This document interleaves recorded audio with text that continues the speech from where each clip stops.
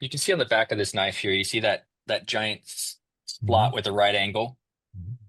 So that was a lock mechanism that Chris came up with in 1987.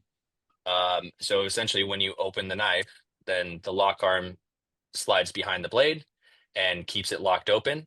And then it's very easy to then just push the lock out of the way, and then you can close it. It was inspired by another mechanism called the frame lock, which would be very similar thing, but you would have a handle scale that went over the top, and that lock was presented in the same place, but it was very thin and kind of tucked under an outer scale. Still did some of the same functions. You still had a one-handed closing, pretty easy. It was pretty simple to make. But Chris looked at it and said, "Hey, well, if I made these handles out of titanium, which has a great strength to weight ratio, and I just cut this nice big heavy duty lock arm, I don't need that scale over the top. I can make it with less pieces and make it more integral to the back handle as opposed to this kind of stack up of more and more pieces."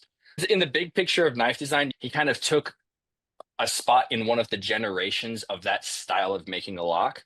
Um, but yeah, it's attributed to Chris Reeve that he made the integral lock. It's widely known as the frame lock as well.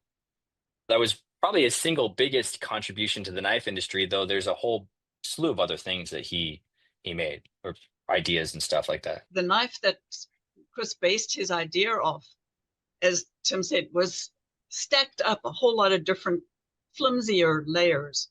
Chris was a great one for tossing out anything extraneous. And that's how he ended up with this simple, essentially, blade handle structure that has been so incredibly admired, copied, and successful.